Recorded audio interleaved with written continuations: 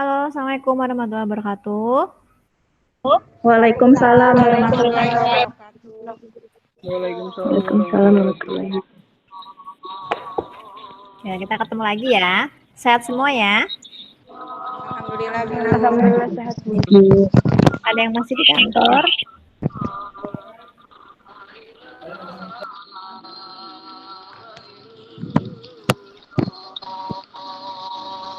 Ada yang masih di kantor? Apa udah di rumah semua?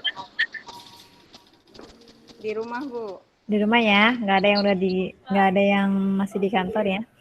Oke, baik. Hari ini kita masuk pada pertemuan kelima ya.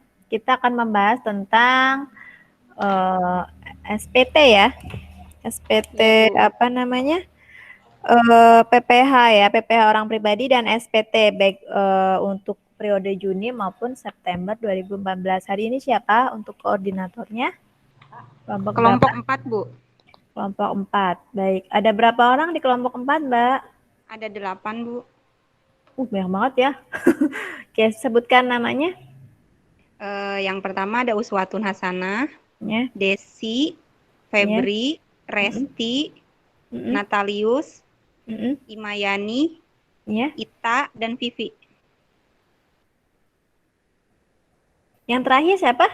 Vivi. Oh, Vivi Novita. Vivi. Oh iya. Oke, baik. Silakan dimulai saja ya. Oke, Bu. Ya. Bismillahirrahmanirrahim. Assalamualaikum warahmatullahi wabarakatuh. Waalaikumsalam warahmatullahi wabarakatuh. Waalaikumsalam warahmatullahi wabarakatuh. Kami dari kelompok 4.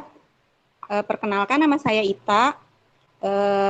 Ada teman saya Uswatun. Uswatun ready? Ready? Desi ready? Ready. Febri? Febri ready? Halo Febri. Ready? Ya, iya Kak, ready. Resti? Ready. Resti ready ya? Natalius belum masuk ya, Bu? Imayani ready? Iya, ready. Vivi Novita? Ready Kak. Oke. Kami akan membahas tentang PPHOP dan SPT USKP Juni dan September 2014. Adapun peraturan yang harus diikuti pada saat diskusi, yang pertama, penyaji akan membacakan pertanyaan. Setelah selesai, peserta dipersilahkan untuk menjawab. Untuk peserta yang boleh menjawab akan ditentukan oleh penyaji. Yang kedua, penyaji akan memberikan kesempatan untuk peserta lain untuk memberikan jawaban atau opsi kalau jawabannya memang tidak sama atau tidak sesuai dengan peserta lain. Yang ketiga, bagi yang tidak berkepentingan harap untuk mematikan mikrofonnya atau mute. Sebelum diskusi ini dimulai, mari kita berdoa menurut agama dan kepercayaannya masing-masing. Berdoa, mulai.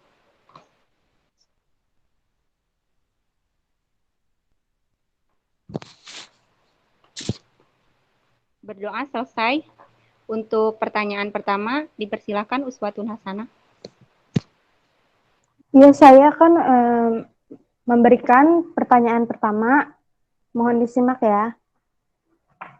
Ibu D, Kepala Bagian Keuangan TTR, menerima bukti potong 1721A1 dari perusahaan tempatnya bekerja. Diketahui, penghasilan kena pajak pada tahun 2013 sebesar 280 juta. Maka, berapakah PPh terutang pada tahun pajak 2013? Pilihannya yang A,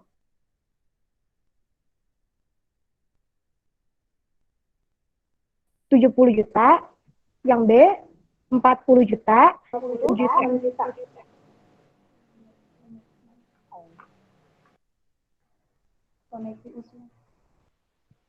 Ada yang mau menjawab? Dia dong mau jawab. Dia, maaf, dari kelompok berapa? Dia mau jawab Kak. Jawabannya yang B, 40 juta.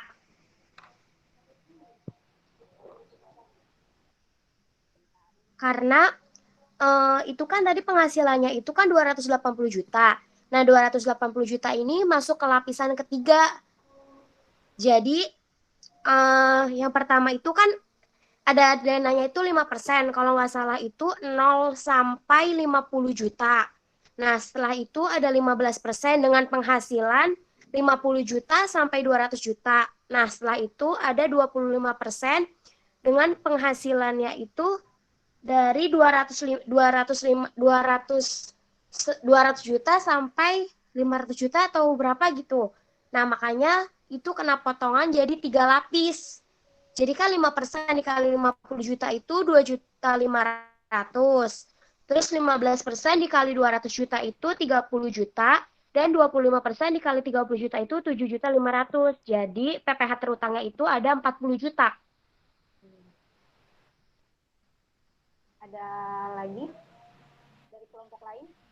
Apakah jawabannya sama atau berbeda?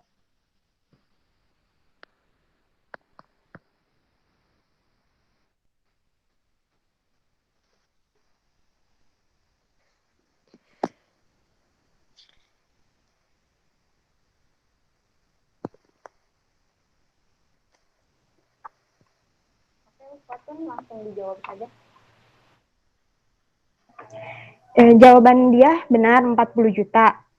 Saya akan mencoba menjelaskan ulang ya. Jadi di sini diketahui bahwa Ibu D itu penghasilan kena pajaknya 280 juta. PPh terhutangnya itu terkena 3 lapis. Yang pertama 5% dikali 50 juta, 2.500.000. Yang kedua terkena lapisan kedua sebesar 15% dikali 200 juta. Jumlahnya 30 juta. Yang terakhir terkena lapisan ketiga yaitu 25% sisa dari yang belum terhitung yaitu 30 juta. 25% dikali 30 juta hasilnya 7.500.000. Penjumlahan dari 3 lapis tersebut yaitu 2.500.000 ditambah 30 juta ditambah 7.500.000, total PPh terhutangnya yaitu 40 juta. Sekian, terima kasih.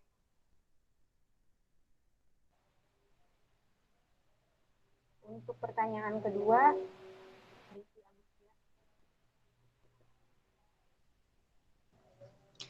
Baik, saya akan memberi pertanyaan. Penghasilan neto suami istri yang dikenai pajak berdasarkan penggabungan penghasilan neto suami istri dan besarnya pajak yang harus dilunasi oleh masing-masing suami istri dihitung sesuai dengan perbandingan penghasilan neto mereka. Adalah penghasilan atas suami istri yang A. Hidup berpisah berdasarkan putusan hakim, B. Pisah harta, C. Istri karyawati dan memiliki NPWP sendiri, D. Jawaban A dan B benar.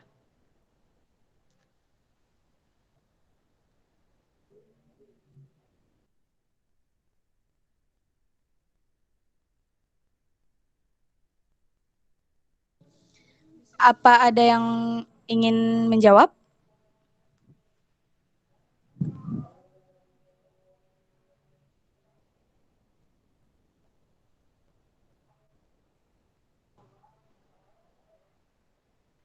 Halo, aku lagi online.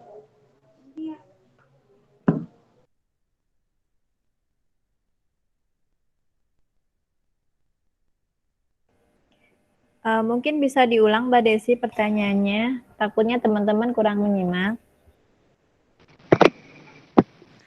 Oke, saya ulang pertanyaannya.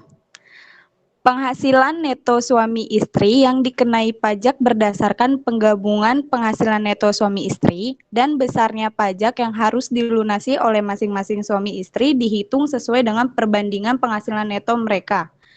Adalah penghasilan atas suami istri yang A. Hidup berpisah berdasarkan putusan hakim, B. Pisah harta, C. Istri karyawati dan memiliki NPWP sendiri, D. Jawaban A dan B benar.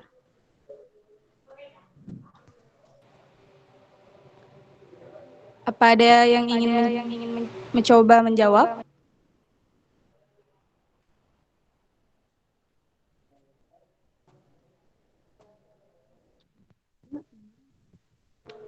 diberi jawaban.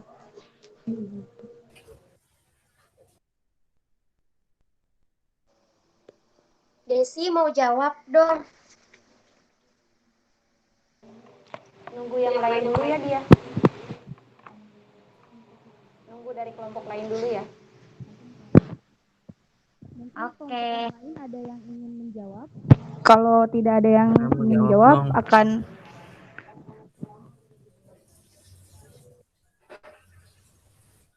Oke, siapa tadi?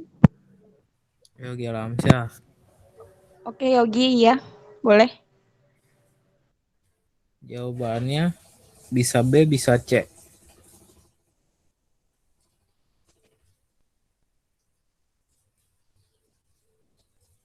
Jawabannya bisa Ada. B, bisa C.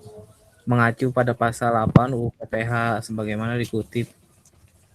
Pisah harta didasarkan pada perjanjian suami istri, sedangkan istri karyawati dan memiliki NPWP sendiri dikategorikan sebagai istri yang memilih terpisah. Perhitungan PPH suami dan istri dilakukan dengan cara penggabungan penghasilannya keduanya terlebih dahulu.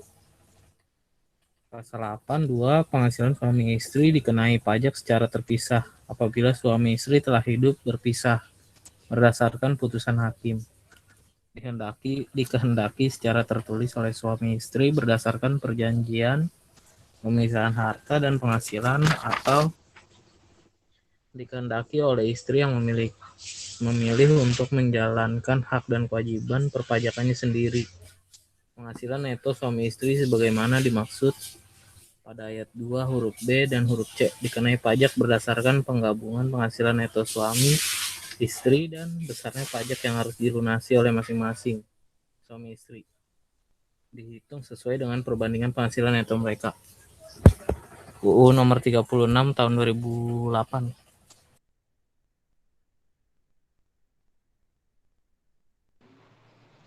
Dari kelompok lain ada lagi?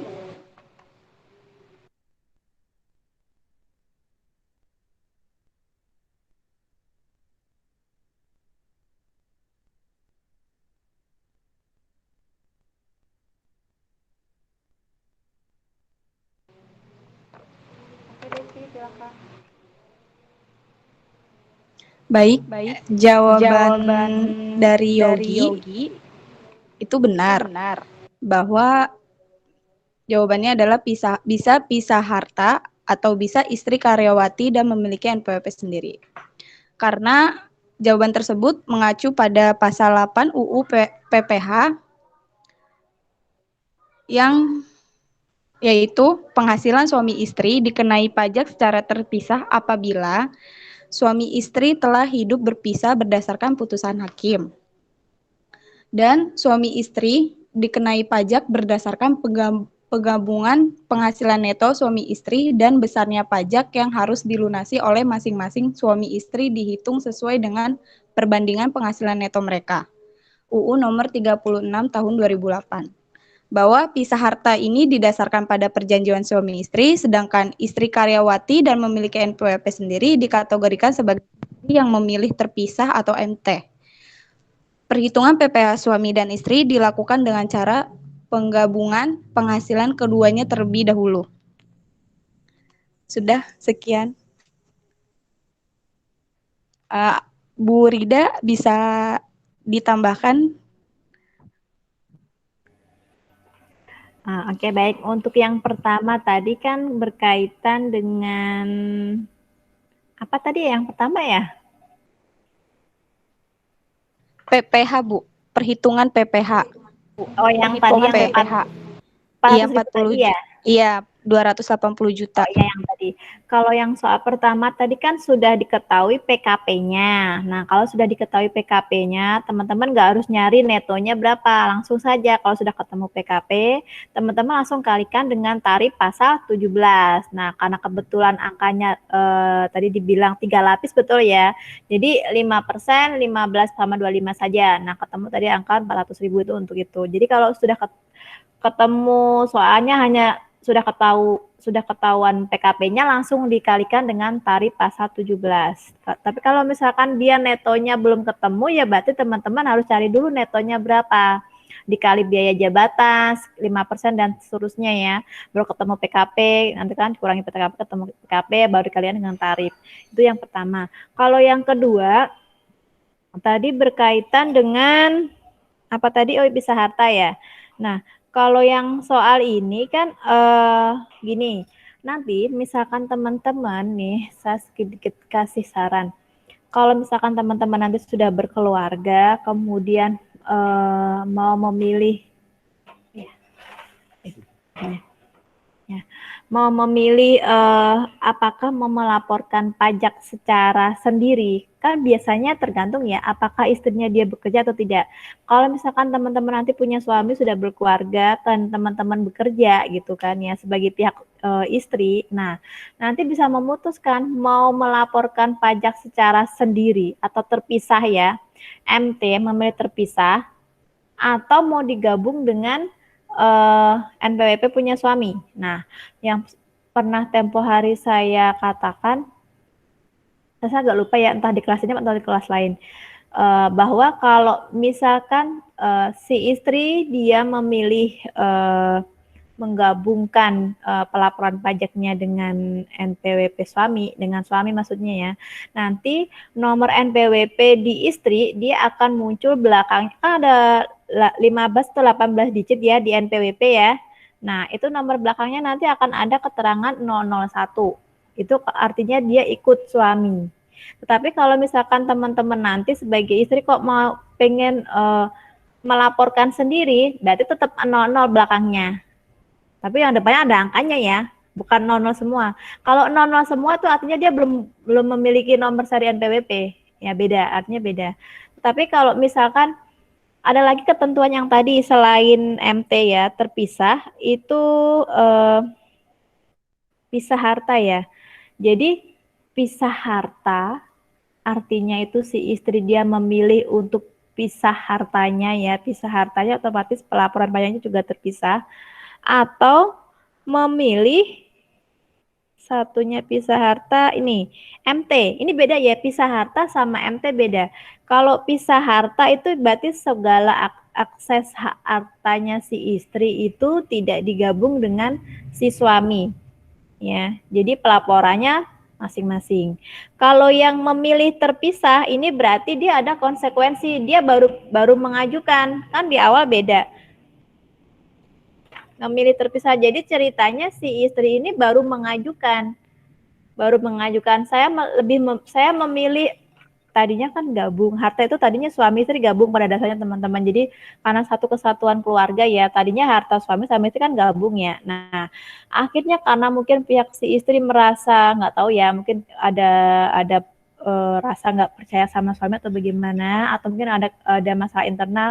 Sudahlah saya mau sendiri. Nah, dia baru memilih MT ini, memilih terpisah. Nah, ini nanti dia akan si istri tersebut harus mengajukan, membawa surat ya, mengajukan ke KPP untuk status memilih terpisah. Kalau memilih terpisah itu disengaja ya, jadi permintaan. Tapi kalau pisah harta ini bisa jadi karena dia sudah cerai ya, bisa jadi karena dia sudah cerai, sudah tidak bersatu keluarga lagi, sudah misalkan satu keluarga baru gitu, misalkan satunya lama. Nah, itu beda. Jadi dua kondisi ini beda ya teman-teman. Tapi tergantung teman-teman. Kalau misalkan teman-teman nanti mau gabung dengan si suami juga nggak apa-apa, karena nanti bayar pajaknya akan lebih murah sebenarnya, lebih hemat sebenarnya kalau gabung dengan si suami gitu. Cuman kalau terpisah itu nanti bayarnya masing-masing dan akan lebih mahal. Ya, itu. Ya, silakan ya dilanjut. Baik, terima kasih Bu untuk tambahannya. Untuk selanjutnya Febri Nur Salim, silakan. Baiklah, saya akan membacakan pertanyaan selanjutnya. Bapak R belum menikah, bekerja sebagai staf bagian administrasi di PTI. Ia memiliki penghasilan lain dari usaha toko sembako yang baru dibuka pada bulan November 2013. Pada tanggal 17 Januari 2014, ia menerima bukti potong 1.721 A1 untuk penghasilan tahun pajak 2013 dari PTI. Total penghasilan pada tahun pajak 2013 masih di bawah rupiah 60 juta rupiah. Tanggal 24 Februari 2014, dia melaporkan SPT tahunan PPh orang pribadi tahun pajak 2013 dengan menggunakan A. Formulir SPT tahunan PPh OP 1770 SS. B. Formulir SPT tahunan PPh OP 1770 S. C. Formulir SPT tahunan PPh OP 1770. Dan D. E-filing SPT tahunan PPh OP 1770 S. Mungkin ada yang ingin menjawab? Halo, Karina mau jawab. Silakan Karina. Jawabannya yang C, formulir SPT tahunan PPh OP 1770. Kesimpulannya itu karena untuk melaksanakan ketentuan pasal 14 Permenkeu nomor 181 PMK 03 2007 tentang bentuk dan isi SPT serta tata cara pengambilan, pengisian, pendatanganan dan penyampaian surat pemberitahuan sebagaimana telah diubah terakhir dengan Permenkeu nomor 243 PMK 03 2014 telah diterbitkan per Dirjen Pajak nomor per 34 PJ 2010 sebagaimana telah diubah terakhir dengan per 30 PJ 2017. Jenis SPT PPh orang pribadi terlihat pada tabel 29, yaitu karena penghasilan Bapak R berasal dari usaha toko dan staf bagian administrasi PTI, Bapak R harus menggunakan formulir 1770. Sekian penjelasannya. Ada jawaban lain atau opsi lain?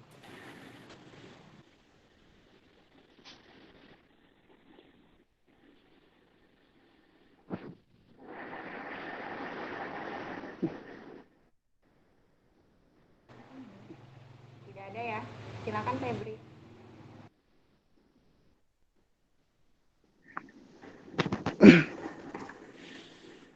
Jadi jawabannya adalah C. Formulir SPT tahunan PPh OP 1770. Karena untuk melaksanakan ketentuan pasal 14 Permenku nomor 181 garis miring PMK titik 03 garis miring 2007 tentang bentuk dan isi SPT serta tata cara pengambilan, pengisian, penandatanganan, dan penyampaian surat pemberitahuan. Sebagaimana telah diubah terakhir dengan Permenkeu nomor 243 garis miring PMK titik 03 garis miring 2014 telah diterbitkan per Dirjen Pajak nomor per 34 garis miring PJ garis miring 2010 sebagaimana telah diubah terakhir dengan per 30 garis miring PJ garis miring 2017. Jenis SPT PPh orang pribadi terlihat pada tabel 2.9 karena penghasilan Bapak R berasal dari usaha toko dan staf bagian administrasi PTI. Bapak R harus menggunakan formulir 1770. Seperti yang ada di tabel 2.9 jenis SPT tahunan PPh orang pribadi. Formulir SPT 1770 SS yaitu WPOP yang berpenghasilan dari selain usaha dan atau pekerjaan bebas dan tidak lebih dari rupiah 60 juta dalam setahun. Dan formulir SPT 1770S yakni WPOP yang memiliki penghasilan dari satu atau lebih pemberian kerja. Penghasilan dalam negeri lainnya, penghasilan yang dikenakan PPh final dan atau bersifat final. WPH dalam hal suami dan istri melakukan perjanjian pemisahan harta dan penghasilan secara tertulis. Istri memilih untuk menjalankan hak dan kewajiban perpajakan sendiri. Formulir SPT 1770. WPOP yang memiliki penghasilan dari usaha atau pekerjaan bebas, penghasilan dari satu atau lebih pemberi kerja, penghasilan dikenakan PPh final atau bersifat final, penghasilan lainnya atau luar negeri. WPOP dalam hal suami dan istri melakukan perjanjian permisahan harta dan penghasilan secara tertulis. Istri memilih untuk menjalankan hak dan kewajiban perpajakan sendiri.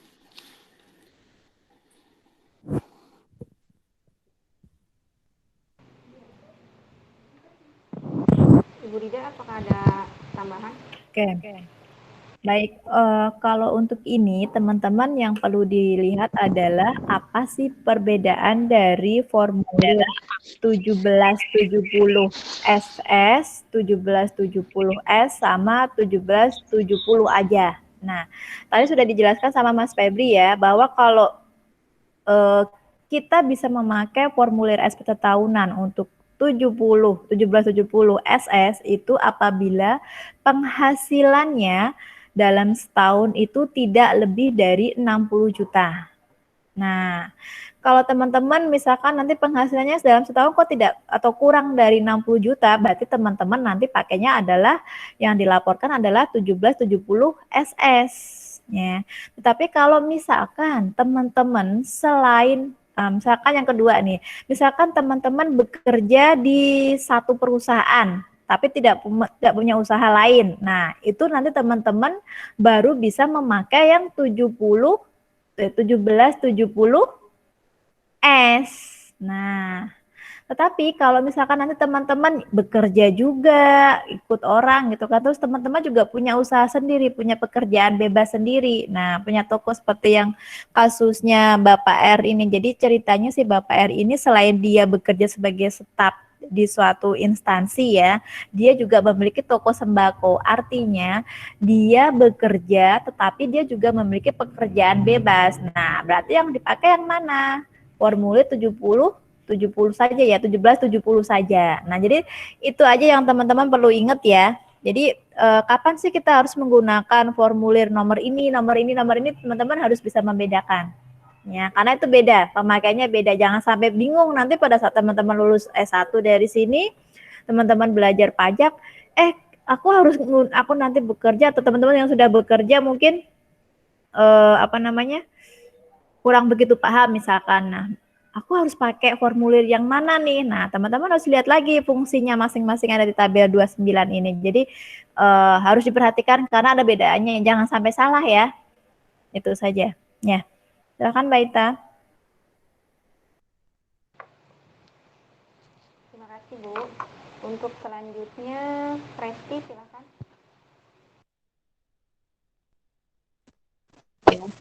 Selanjutnya akan saya bacakan pertanyaannya. Bapak A bekerja sebagai pegawai tetap pada sebuah perusahaan pertambangan di Kalimantan, menikah dan memiliki 2 orang anak. Ibu K, istri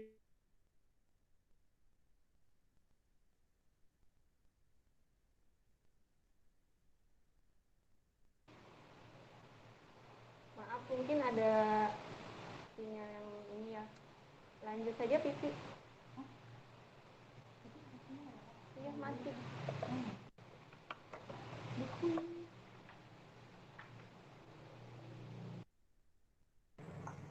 Baik, untuk Resti saya ambil alih ya.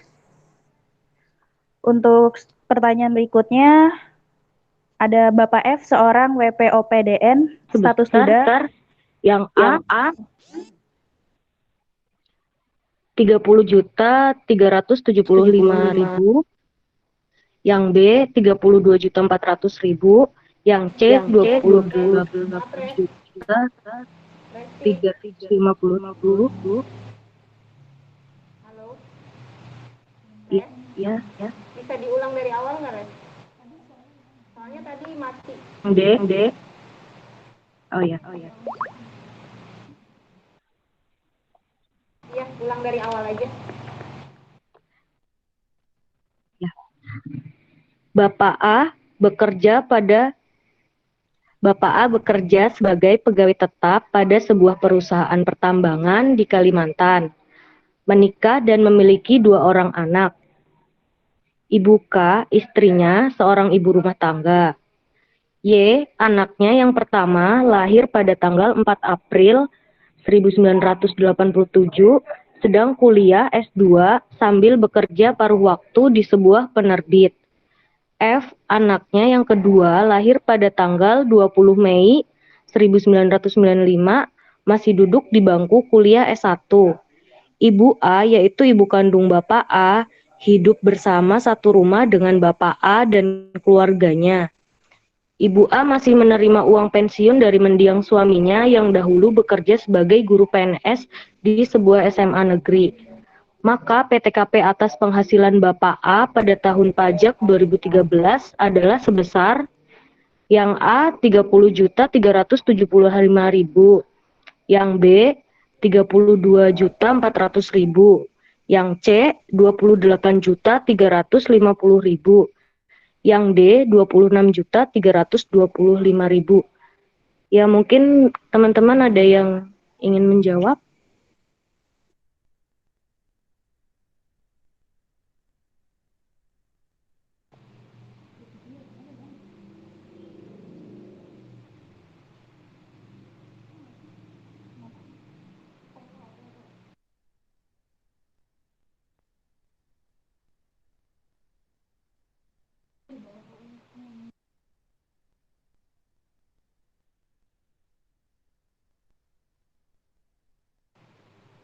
Ada yang ingin menjawab?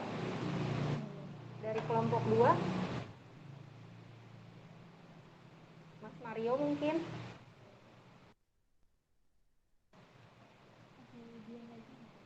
Atau dia lagi nggak apa-apa?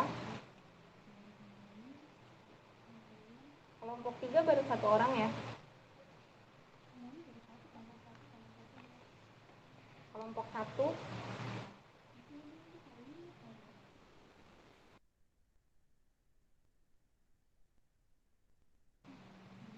Dijawab saja ya, Ren.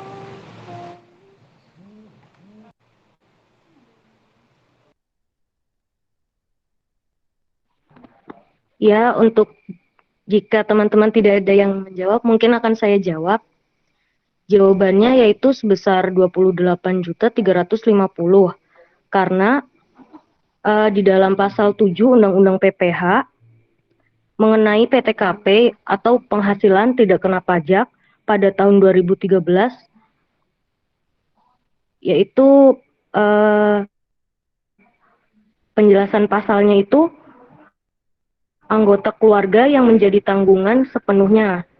Jadi di sini yang dihitung sebagai PTKP itu termasuk si bapak A-nya, kemudian istrinya, dan anaknya yang F, karena anaknya yang Y tidak termasuk itu karena dia sudah bekerja. Jadi dia bukan tanggungan dari bapak A. Dan ibu kandung bapak A juga bukan tanggungan dari bapak A, karena dia masih menerima uang pensiun dari mendiang suaminya. Nah, hitungannya itu PTKP pada tahun 2013 itu dikenai sebesar 24.300.000. Itu dalam 1 tahun. Jadi untuk menghitungnya itu, untuk istrinya sendiri dikenakan 2.025.000, dan tanggungan satu itu yaitu anaknya yang F.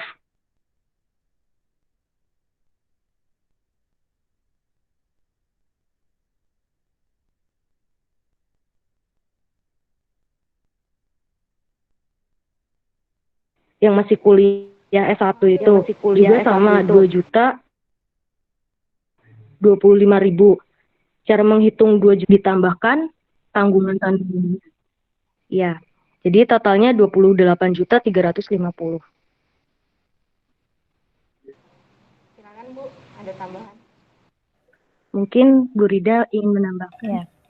Kalau saya lihat Mbak Resti cara ngejelasinnya gimana ya?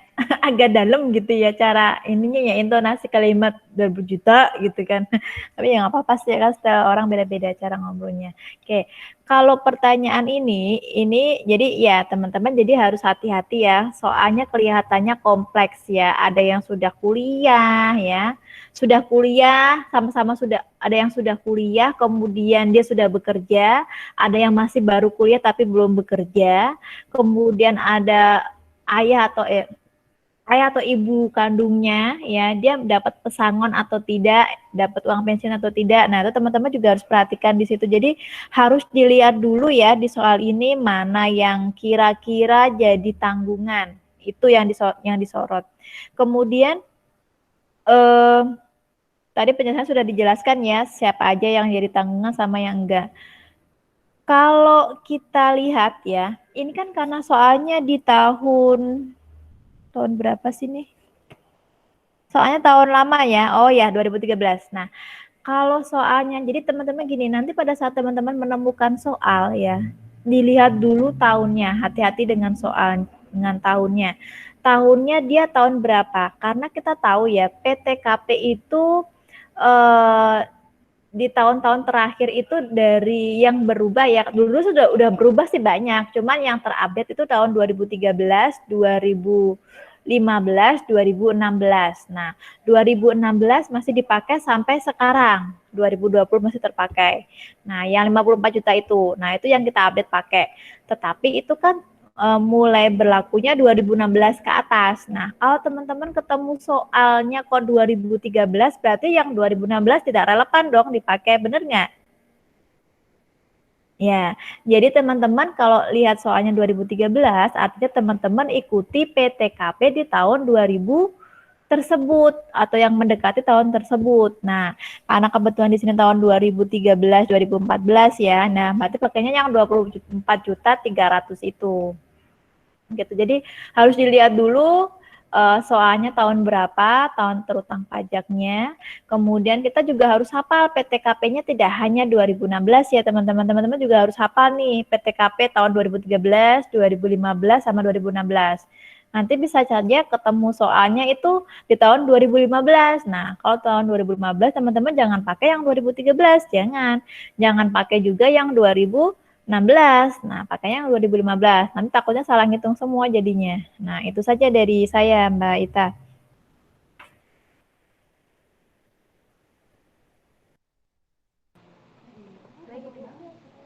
Baik, Bu. Makasih. Untuk selanjutnya, Natalius.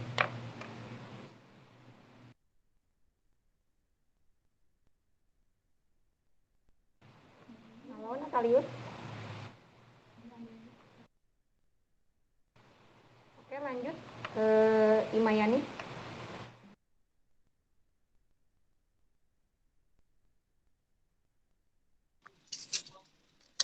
Lanjut soalnya ya. Bapak A adalah seorang karyawan pada PT BM dan juga pengusaha bengkel motor dan memiliki hobi memancing. Pada tahun pajak 2013, penghasilan bruto dari usaha bengkel motor sebesar 300 juta dan penghasilan neto sebagai pegawai tetap pada PT BM sebesar 96 juta. Total penghasilan yang diterima atau diperoleh Bapak A pada tahun pajak 2013 adalah sebagai berikut. Bunga deposito 1 juta, warisan dari orang tuanya 50 juta, hadiah juara lomba memancing 2.500.000, gaji dari PT BM 96 juta, penghasilan usaha bengkel motor 300 juta, honor sebagai guru tamu di lembaga kursus otomatis 500.000, menyewakan salah satu rumahnya kepada CVGB 15 juta, menyewakan mobil miliknya kepada PTRM 3 juta, total 460 juta, 468 juta. Berdasarkan data tersebut di atas, penghasilan yang diperhitungkan untuk menghitung PPh terutang pada tahun pajak 2013 adalah sebesar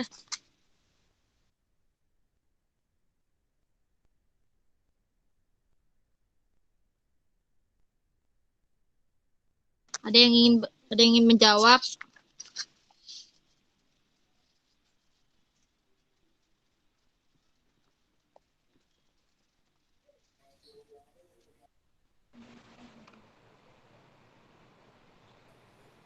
Saya ingin menjawab.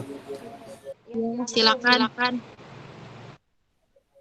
Jawabannya B, 102 juta. Berdasarkan pasal 4 ayat 2 UU PPh, bunga deposito penghasilan dari usaha bengkel motor dan penghasilan sewa rumah merupakan objek PPh final, sedangkan warisan bukan merupakan objek pajak sesuai pasal 4 ayat 3 huruf C UU PPh. Jika warisan tidak diperhitungkan sebagai penghasilan neto untuk perhitungan terutang dengan tarif PPh pasal 17, penghasilan yang diperhitungkan untuk menghitung PPh terutang pada tahun pajak 2013 yaitu bunga deposito total 1 juta, PPh finalnya 1 juta, warisan dari orang tuanya non objek PPh 50 juta, hadiah juara lomba memancing tidak terkena PPh 2.500.000, gaji dari PTBM 96 juta. Itu belum final. Penghasilan usaha bengkel motor 300 juta final. Honor guru tamu di lembaga kursus otomatis 500.000, menyewakan salah satu rumahnya kepada CPGB 15 juta, menyewakan mobil miliknya kepada PTRM.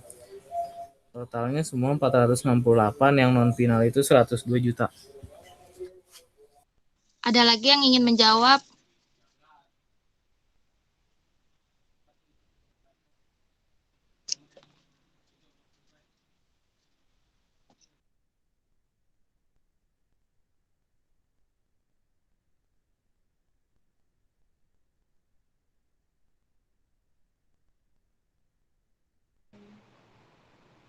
Kelompok 2.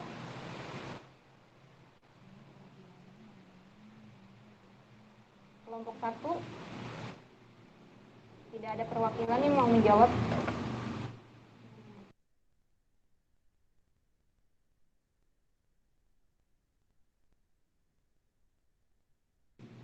Ya, tidak ada ya. Silakan Mai. Oke, berarti tidak ada yang menjawab lagi. Saya akan menjelaskan. Sebelumnya, saya ingin menjelaskan non-final dulu, yaitu biaya sehubungan untuk menghasilkan, menagih, memelihara penghasilan yang dikenai PPh dapat dikurangkan, sedangkan PPh final itu tidak dapat dikurangkan. Lalu PPh final itu pelunasan PPh terutang atas penghasilan tersebut, sehingga wajib pajak dianggap telah melakukan pelunasan kewajiban pajaknya. Nah, di sini kan bunga depositonya kan total 1 juta, itu tuh termasuk final. Lalu warisan itu 50 juta, itu tidak termasuk non-final dan sub-final, karena dia dianggapnya bukan objek pajak, jadi tidak perlu diperhitungkan, jadi dinolkan. Terus hadiah juara lomba memancing itu termasuk non-final, karena dia menghasilkan. Gaji dari PTBM itu 96 juta itu non-final, karena kita menghasilkan juga. Penghasilan usaha bengkel motor itu final. Honor guru tamu di lembaga kursus otomatis itu 500.000, itu non final. Menyewakan salah satu rumahnya kepada TV GB itu final 15 juta. Menyewakan mobil miliknya kepada PTRM 3 juta, itu termasuk non final. Yang udah dijelaskan oleh pasal 4 ayat 2 UU PPh, yaitu bunga deposito, penghasilan dari usaha bengkel motor, dan penghasilan sewa rumah merupakan objek PPh final, dan sedangkan warisan itu bukan objek pajak yang udah sesuai pasal 4 ayat 3 huruf C UU PPh.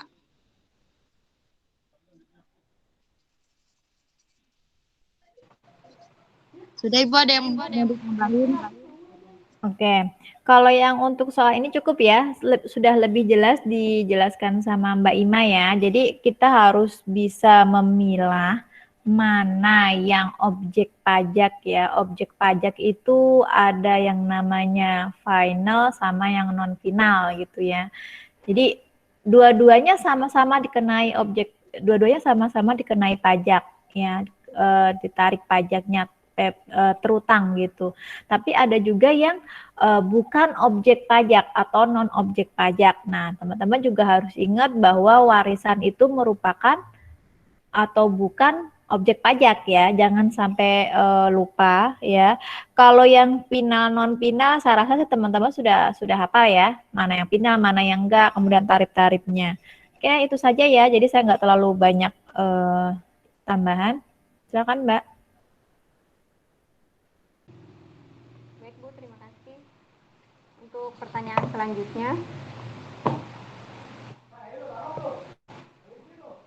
akan saya bacakan sendiri, yaitu Bapak F seorang WP, OP, DM, status duda, tanggungan penuh 3 anak kandung, melakukan kegiatan usaha dalam bidang perdagangan, bahan bangunan, dan peralatan listrik.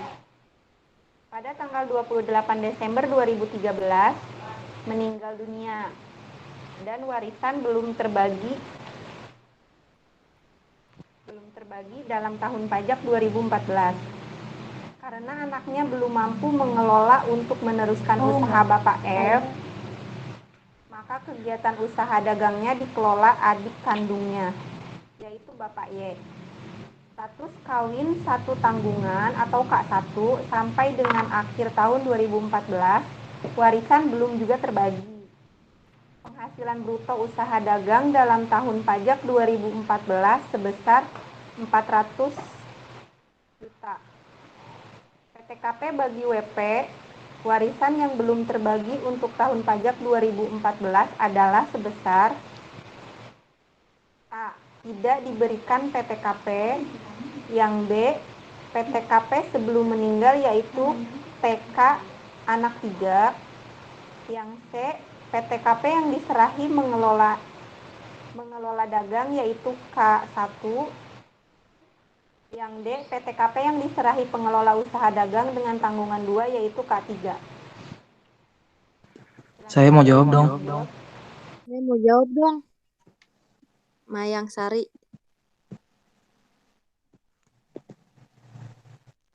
Halo. Mario, silakan. Saya dulu ya.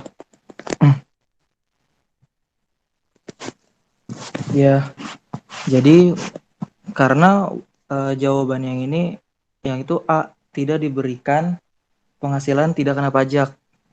Karena warisan yang belum terbagi merupakan suatu kesatuan dan merupakan subjek pajak pengganti yang menggantikan mereka yang berhak, yaitu ahli waris.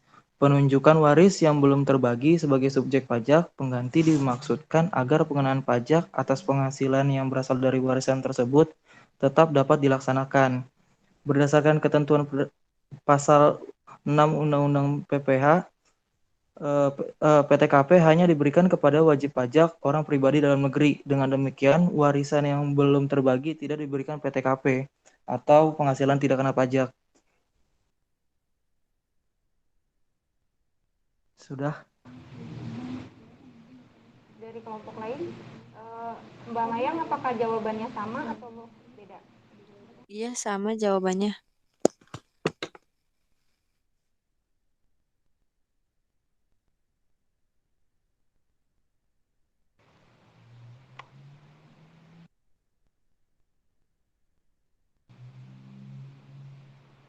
Baik, jawabannya benar, itu yang A, tidak diberikan PTKP. Untuk penjelasannya sendiri, di dalam Undang-Undang PPH diantaranya mengatur bahwa penghasilan kena pajak atau PTKP per tahun diberikan kepada wajib pajak orang pribadi seperti dikutip di bawah ini. Dikarenakan warisan yang belum terbagi merupakan subjek pajak tersendiri, atas warisan yang belum terbagi tidak berhak mengurangan PTKP. Itu pasal 6 Undang-Undang PPH. Kepada orang pribadi sebagai wajib pajak dalam negeri diberikan pengurangan berupa penghasilan tidak kena pajak sebagaimana dimaksud dalam pasal 7 Undang-Undang Nomor 36 Tahun 2008. Silakan Ibu, ada tambahan. Ya.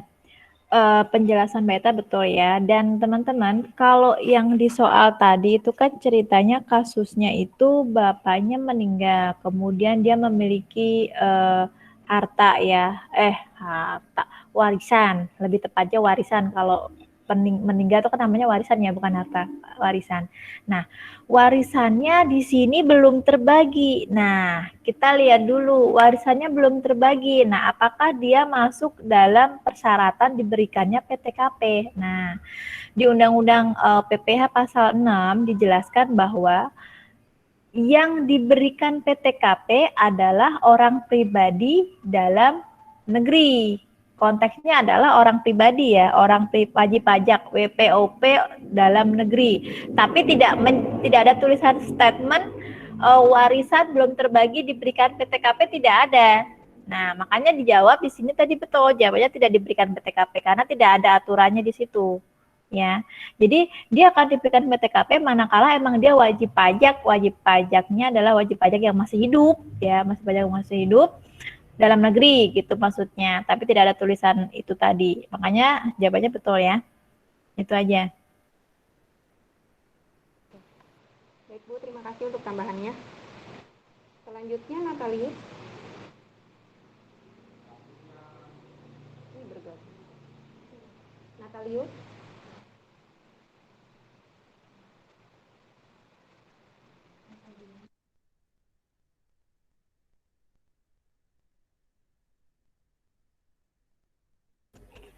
Mbak Ita, bisa saya absen dulu? Oke Bu, silakan. Ya. Bentar, saya buka dulu sinanya.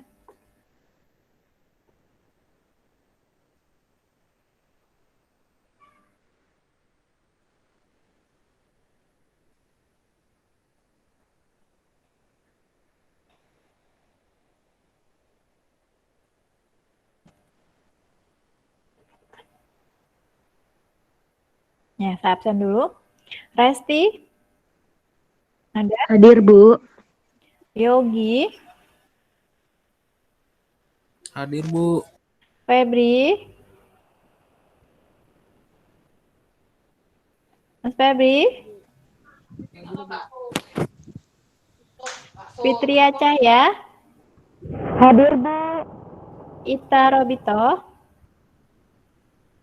Hadir. Uswatun? Hadir, Bu. Siva? Nggak ada ya. Bethesda? Ibu Siva hadir. Oh, hadir. Iya, Bu. Mbak Bethesda ada ya? Hadir, Bu, ya. Dinda Sari? Hadir, Bu. Anissa? Hadir, Bu. Anindias? Hadir, Ibu. Karina? Hadir, Mbak Bu. Karina? Hadir. Rizal? Hadir, Bu. Fitria Habibah? Hadir, Bu. Putri Hadir. Wulan? Bu, hadir, Bu. Ade Yulia? Ada, Ibu. Mbak Ade ada? Ada, Bu. Nabia? Hadir, Ibu. Dia Fitri? Hadir, Dinda Remayang? Hadir, Bu. Anwar Fauzi? Hadir, Bu. Mario? Hadir, Bu. Intan Adi? Mbak Intan? Nggak ada ya. Natalius? Hadir, Bu. Azizi? Azizi ada? Di jalan kayaknya, Bu. Oke.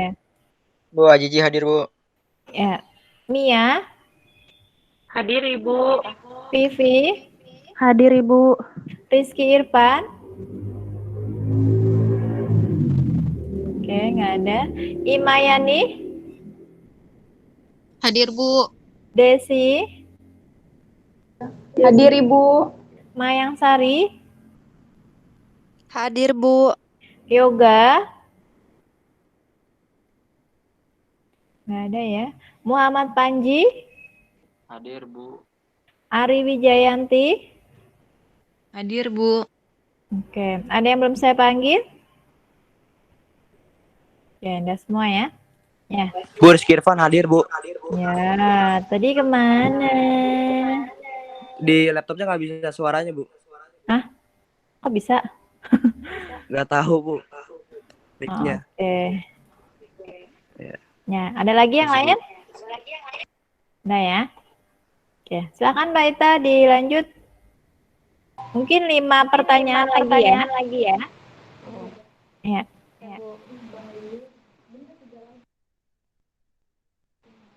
Silakan Lius untuk selanjutnya.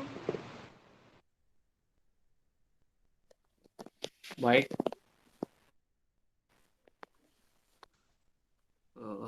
Bentar ya.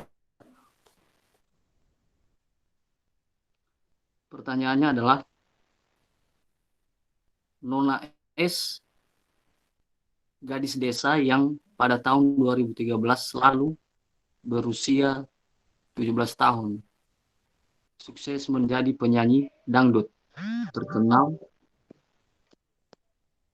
di Siantaro Negeri. Perceraian dengan suaminya yang telah diputus pengadilan agama setahun lalu tak membuatnya terpuruk. Ia justru semakin banyak menerima tawaran tampil di beberapa stasiun TV swasta nasional. Ayah S merupakan guru PNS di sebuah SMA negeri dan sudah memiliki nomor pokok wajib pajak. Penghasilan yang diterima atau diperoleh Shakira pada tahun pajak 2013 adalah A, digabungkan dengan penghasilan orang tuanya karena usianya belum 18 tahun. B, penghasilan dilaporkan sendiri, tidak digabung dengan penghasilan orang tuanya. C, dapat memilih apakah penghasilannya dilaporkan sendiri atau digabung bersama penghasilan orang tuanya. D, tidak perlu melaporkan penghasilannya karena sudah dikenakan atau dipotong pajaknya oleh pihak ketiga. Demikian. Saya mau menjawab. Saya mau jawab, Bu. Nabia. Saya mau jawab dong. Ya, saya. Silakan. Nabia mau Siapa jawab. Jawab.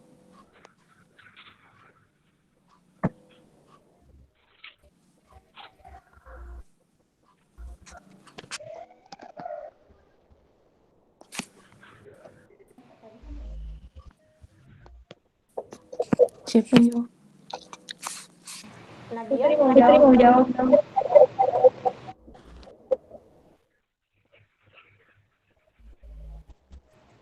Putri, silakan Putri. Jawabannya itu B. Putri. Ya. Jadi jawabannya B, penghasilan dilaporkan sendiri atau tidak digabung dengan penghasilan orang tuanya. Di sini dijelaskan pada pasal 8 ayat 4 Undang-Undang PPH menyebutkan bahwa penghasilan anak yang belum dewasa digabung dengan penghasilan orang tuanya. Di dalam penjelasan pasal tersebut diuraikan bahwa penghasilan anak yang belum dewasa dari manapun sumber penghasilannya dan apapun sifat pekerjaannya digabung dengan penghasilan orang tuanya dalam tahun yang sama, tahun pajak yang sama. Jadi maksud anak yang belum dewasa itu adalah anak yang belum berumur 18 tahun dan belum pernah menikah. Apabila seorang anak belum dewasa yang orang tuanya telah terpisah, menerima atau memperoleh penghasilan, pengenaan pajaknya digabungkan dengan penghasilan ayah atau ibunya berdasarkan keadaan yang sebenarnya.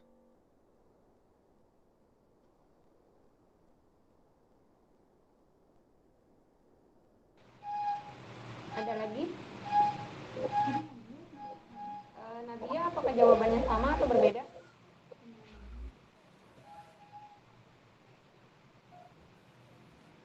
Tadi Rizky Irfan mau jawab juga.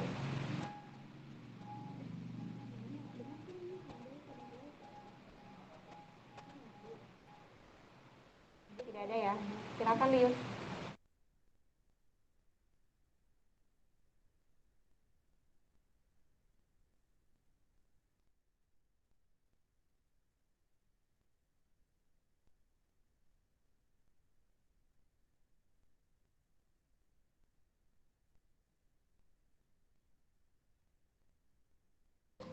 Lius, silakan. Halo, aku kalau mau nambahin boleh nggak? Oh boleh, Nadia silakan. Ya, aku mau nambahin jawabannya sama kayak Putri yang B, penghasilan dilaporkan sendiri, tidak digabung dengan penghasilan orang tuanya. Karena kan di dalam kasus ini dijelaskan ada kalimat perceraian dengan suaminya ya.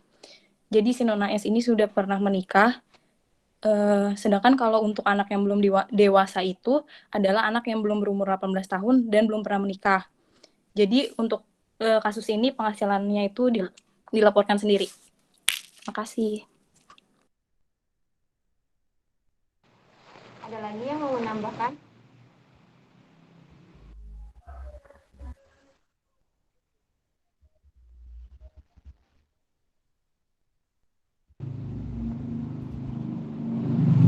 Tidak ada ya? Silakan Liun.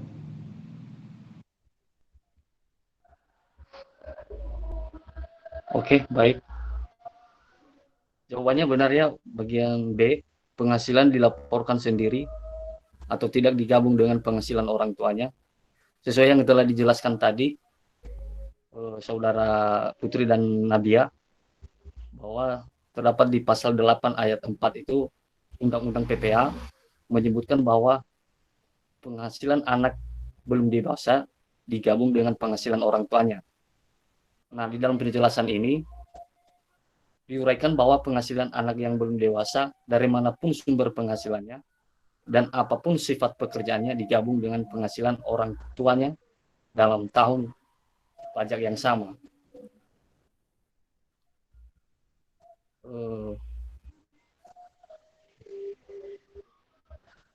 Dalam Undang-Undang PPH yang sama dengan pasal 8 juga menyebutkan bahwa sistem pengenaan pajak berdasarkan undang-undang ini menempatkan keluarga sebagai satu kesatuan ekonomis. Artinya, penghasilan atau kerugian dari seluruh anggota keluarga digabungkan sebagai satu kesatuan yang dikenai pajak dan pemenuhan kewajiban pajaknya dilakukan oleh kepala keluarga. Akan tetapi, dalam kasus tertentu, pemenuhan kewajiban pajak tersebut dilakukan secara terpisah. Seperti yang dijelaskan tadi oleh Saudari Nadia, bahwa syarat untuk anak wajib anak dewasa, dikatakan dewasa ketika dia berumur 18 tahun dan belum pernah menikah. Sebaliknya, kalau walaupun di bawah umur 18 tahun tapi kalau sudah menikah, ya itu udah wajib pajak. Nah, dalam perbedaan utama antara anak yang belum dewasa dan anak yang telah dewasa dalam perpajakan adalah pada perlakuan perpajakan atas penghasilan yang diterima oleh anak tersebut, di mana anak yang telah dewasa penghasilannya dikenakan pajak penghasilan tersendiri, sedangkan anak yang belum dewasa atas penghasilan yang diterimanya dikenakan pajak penghasilan digabungkan dengan penghasilan orang tuanya. Demikian saya kembalikan kepada moderator. Terima kasih. Ibu Rida, apakah ada tambahan? Ya, kalau ini saya rasa cukup ya. Penjelasan Mas Lius sudah jelas ya. Oke, silakan Mbak lanjut. Baik, Bu. Untuk selanjutnya silakan Pipi Novita. Baik, untuk pertanyaan berikutnya. Jadi untuk dalam menghitung besarnya PPh orang pribadi harus diketahui tentang kejelasan statusnya sebagai subjek pajak dalam negeri atau sebagai subjek pajak luar negeri. Karena A. Terdapat perbedaan pengenaan tarif antara kedua subjek pajak tersebut. B. Terdapat perbedaan pengenaan biaya antara kedua subjek pajak tersebut. C. Terdapat perbedaan pengenaan PPh pasal 25 antara kedua subjek pajak tersebut. Atau D. Terdapat perbedaan pengenaan PTKP antara kedua subjek pajak tersebut.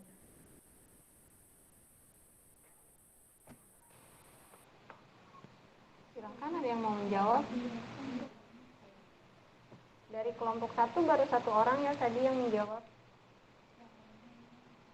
Yang lainnya dipersilahkan.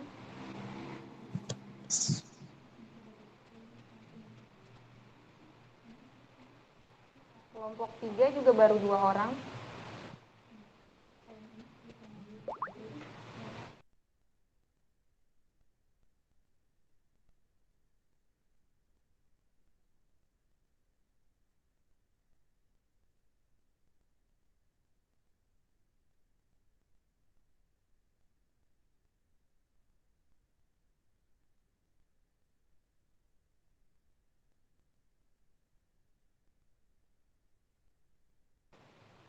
Sudah ada yang mau menjawab ya? Langsung dijawab aja, silakan Siti. Baik, untuk jawabannya yaitu A, terdapat perbedaan pengenaan tarif antara kedua subjek pajak tersebut. Karena untuk pengenaan tarif untuk subjek pajak dalam negeri atau SPDN mengacu pada pasal 17 Undang-Undang PPH. Sedangkan bagi subjek pajak luar negeri SPLN, tarif yang dikenakan mengacu pada pasal 26 UU PPH. Soalnya dikarenakan untuk pasal 17 untuk wajib pajak badan dalam negeri dan bentuk usaha tetap akan dikenakan sebesar 28%. Dan kalau untuk wajib pajaknya itu dikenakan 10%. Nah, kalau untuk subjek pajak luar negeri itu dikenakan 20%. Sekian.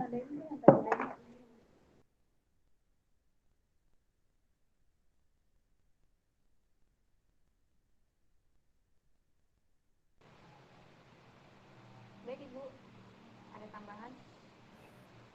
Ya, penjelasan Mbak Vivi juga udah jelas ya. Jadi memang ada perbedaan tarif ya antara subjek pajak ini. Jadi teman-teman harus bisa membedakan ya kaitannya dengan soal baik subjek dalam negeri maupun luar negeri. Karena namanya juga sudah kelihatan ya dari subjek pajak dalam negeri sama luar negeri itu kelihatan. Yang teman-teman tahu juga kalau yang dia luar negeri kan pakainya tarif pasal ya, pasalnya pasal 26. Kalau yang dalam negeri ya tergantung, kita lihat dulu dia badan atau orang pribadi ya, ataukah dia BUT ya. Kalau dalam negeri ya, kalau dalam negeri ada orang pribadi, karena ini soalnya adalah orang pribadi ya, berarti larinya ke pasal 17, tarif pasal 17 sama PP pasal 21. Tapi kalau yang badan biasanya dia akan pakai pasal 26 atau pasal 23 gitu. Itu saja Mbak. Lanjut. Ibu, terima kasih. Untuk selanjutnya Uswatun Hasanah. Baik, saya akan memberikan pertanyaan selanjutnya, yaitu perhitungan PPh pasal 29 dilakukan dengan mengurangkan PPh terhutang dengan kredit pajak yang telah dibayarkan sendiri oleh wajib pajak dalam tahun berjalan. Yang tidak termasuk dalam pengertian kalimat tersebut adalah yang A, angsuran PPh pasal 25, yang B, surat tagihan pajak pokoknya saja, yang C, fiskal luar negeri, yang D, pemotongan PPh pasal 21. Saya mau menjawab.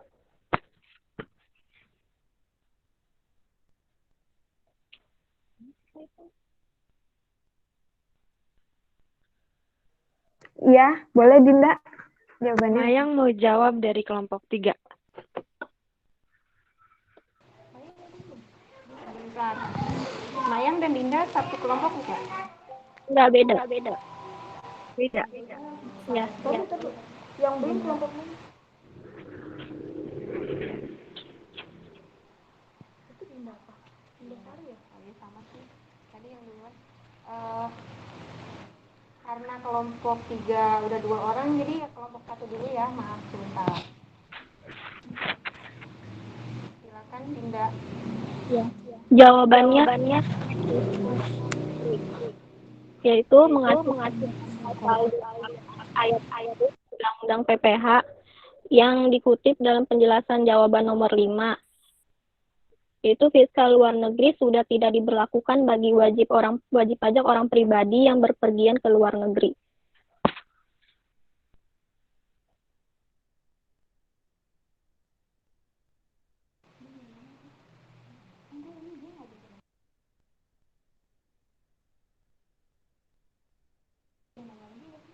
Mayang, apakah jawabannya sama? Iya Kak, sama jawabannya. Oke.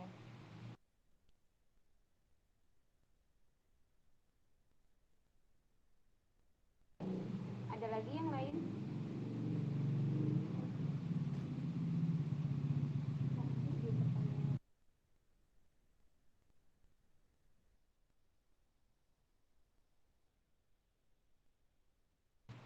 Tidak ada ya, silakan Uswatun. Baik, saya akan jawaban dari Dinda Sari benar. Yang betul, yang dikecualikan dari kalimat tersebut itu yang tidak termasuknya yaitu fiskal luar negeri, karena mengacu pada pasal 28 ayat 1 Undang-Undang PPH sebagaimana yang telah dikutip jawaban nomor 5 itu penjelasan PPH 28-nya yaitu bagi wajib pajak dalam negeri dan bentuk usaha tetap, pajak yang terutang dikurangi dengan kredit pajak untuk tahun pajak yang bersangkutan berupa yang A, pemotongan pajak atas penghasilan dari pekerjaan, jasa, dan kegiatan sebagaimana dimaksud dalam pasal 21.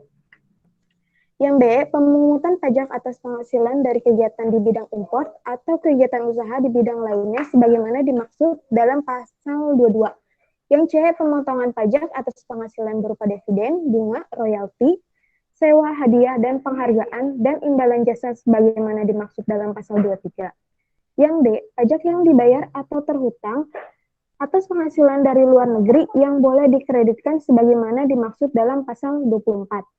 Yang E, pembayaran yang dilakukan oleh wajib pajak sendiri sebagaimana dimaksud dalam pasal 25.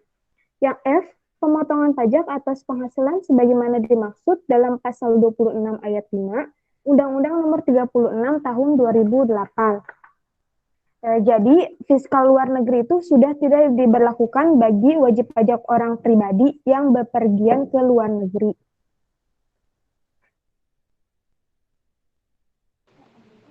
Silakan Bu, ada tambahan?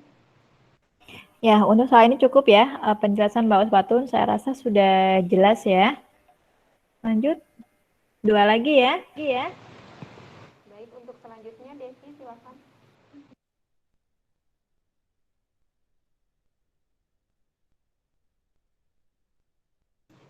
Baik, saya akan memberi pertanyaan. Bapak F, seorang WP OPDN, status duda, tanggungan penuh 3, anak kandung, melakukan kegiatan usaha dalam bidang perdagangan bahan bangunan dan peralatan listrik. Pada tanggal 28 Desember 2013 meninggal dunia. Warisan belum terbagi. Dalam tahun pajak 2014, karena anaknya belum mampu mengelola untuk meneruskan usaha Bapak F, maka kegiatan usaha dagangnya dikelola adik kandungnya.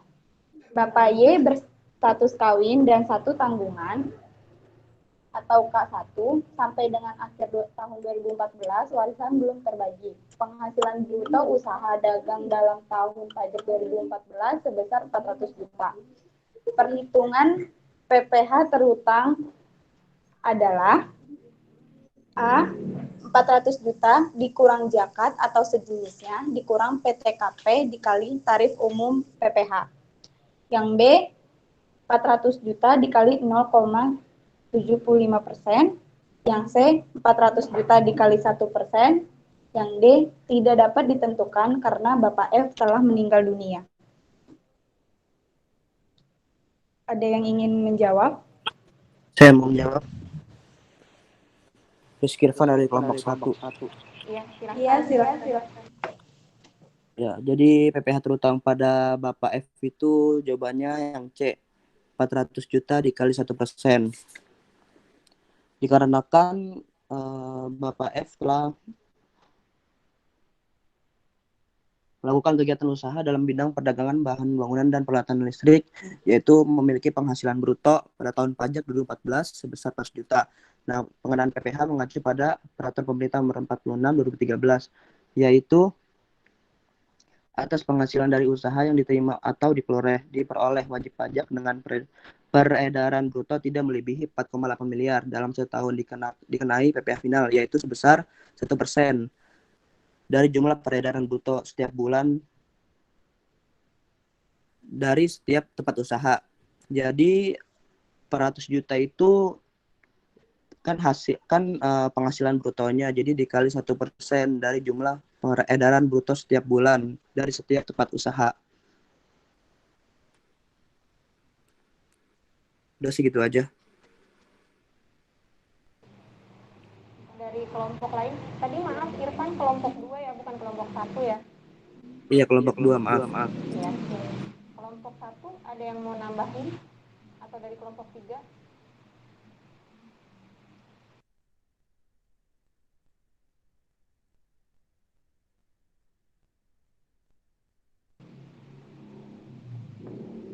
Tidak ada ya? Silahkan Devi. Baik, jawaban Rizky Irfan benar. Bahwa jawabannya adalah yang C, 400 juta dikali 1%. Penjelasannya, karena Bapak F melakukan kegiatan usaha dalam bidang perdagangan bahan bangunan dan peralatan listrik dengan penghasilan bruto dalam tahun pajak 2014 sebesar 400 juta. PPh ini mengacu pada Peraturan Pemerintah Nomor 46 2013 dengan ketentuan sebagai berikut. Yang satu, atas penghasilan dari usaha yang diterima atau diperoleh wajib pajak dengan peredaran bruto tidak melebihi 4,8 miliar dalam 1 tahun. Dikenai PPh final dengan tarif sebesar 1% dari jumlah peredaran bruto setiap bulan dari setiap tempat usaha. Yang kedua, PPh terutang dihitung berdasarkan tarif 1% dikalikan dengan dasar pengenaan pajak, yaitu jumlah peredaran bruto setiap bulan dari setiap tempat usaha.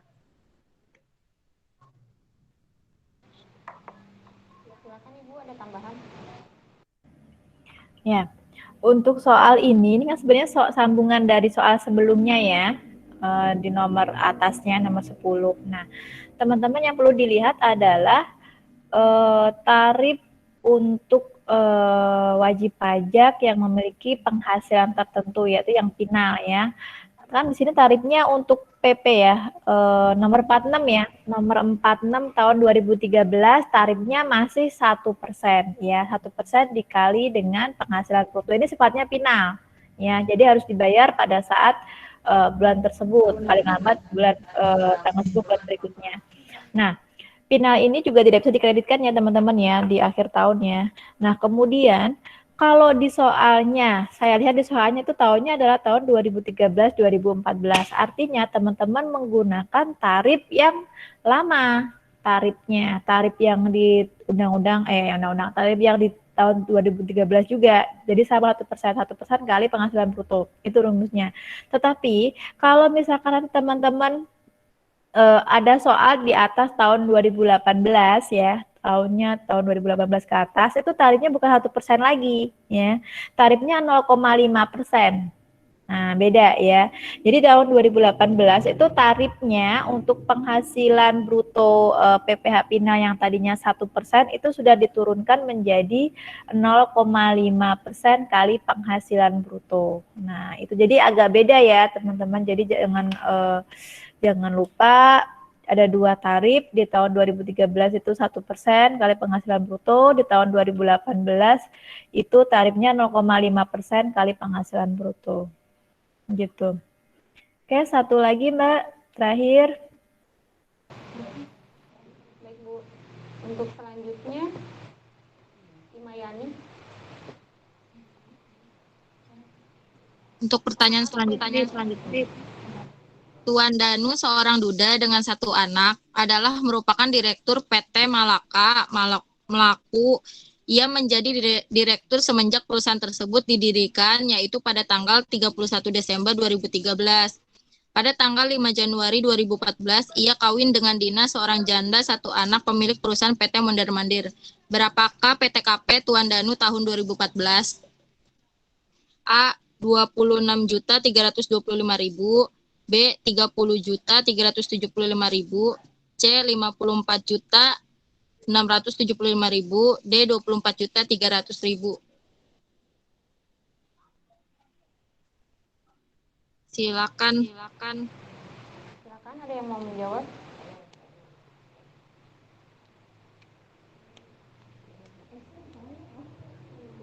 Karina mau jawab? Iya, silakan Karina. Jawabannya yang A, 26.325.000. Berdasarkan pasal 7 ayat 2 UU PPH, penerapan PTKP per tahun ditentukan oleh keadaan pada awal tahun pajak atau awal bagian tahun pajak. Dengan demikian, PTKP yang dapat diperhitungkan sebagai pengurang dari penghasilan Tuan Danu hanya atas dirinya dan anak kandungnya. Status kawin dengan saudari Dina tidak dapat diakui dalam perhitungan SPT PPH tahunan 2014. Jadi besaran PTKP Tuan Danu tahun 2014 adalah 26.325.000 rupiah. Sekian.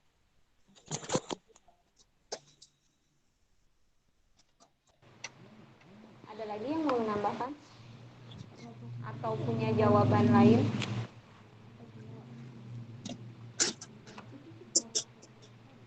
Dari kelompok 3 mungkin?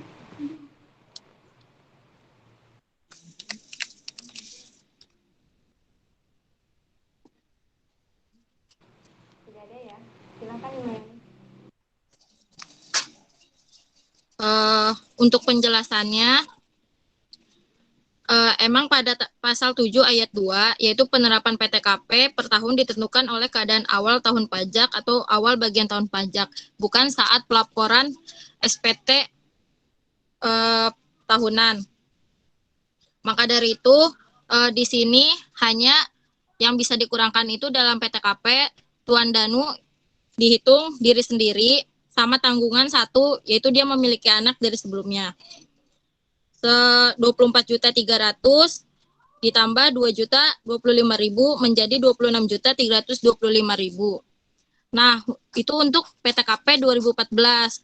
Kalau misalkan emang untuk tahun depan itu bakalan dijumlahin dengan PTKP dengan kawin. Tetapi tidak memiliki tambahan tanggungan anak karena satu anak yang dari Dina itu sudah memiliki perusahaan PT Mondar Mandir. Terima kasih. Silakan Ibu, ada tambahan? Ya, cukup ya. Sudah jelas penjelasannya.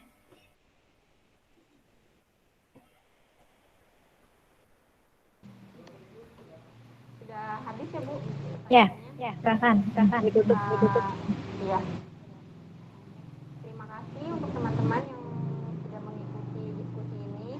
Jadi untuk diskusi kali ini dari kelompok 4 kita total pertanyaannya ada 11, tapi yang tidak terjawab ada 2 ya. Terima kasih untuk kelompok 2 yang paling banyak jawab, yaitu ada 4 orang. Dari kelompok 1 2 orang, kelompok 3 2 orang. Itu saja Bu. Terima kasih. Wassalamualaikum warahmatullahi wabarakatuh. Waalaikumsalam warahmatullahi wabarakatuh. Baik ya teman-teman, saya cukupkan untuk diskusi pada malam hari ini. Terima kasih bagi teman-teman yang sudah berpartisipasi ya. Lebih enak ya dilihat karena ada moderatornya ya. Oke, mungkin nanti kedepannya bisa lebih ditingkatkan lagi ya, supaya lebih supaya lebih cepat nyambungnya gitu kan, maksudnya nggak ada idle time-nya terbuang. Itu saja ya dari saya tutup untuk perkuliahan hari ini. Wabillahi taufiq wal hidayah. Wassalamualaikum warahmatullahi wabarakatuh. Waalaikumsalam warahmatullahi wabarakatuh. Terima kasih Bu. Waalaikumsalam warahmatullahi wabarakatuh. Terima kasih Bu. Yuk. Haus Kak Ita.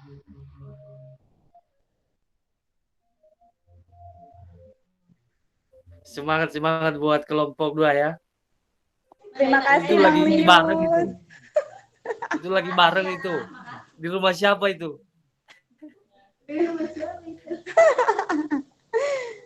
Kita doang kan. Woi bertiga, Vivi, Kaita, Desi, ini. Wiswatul. Iya. Oh, mantap. Iya. Pantesan. Bang Lius Oke, masih di semangat Nias. Bang. Wim, iya masih. Ya sudahlah, bye, see you. Sukses selalu, Ya, sehat bye selalu. bye. Ya, good morning. Ya, yes, yes. Iya, ya. Hah? Good morning. Iya, good morning. Good night. Oh, good night. Oh iya, salah ya. Oke, semangat pagi.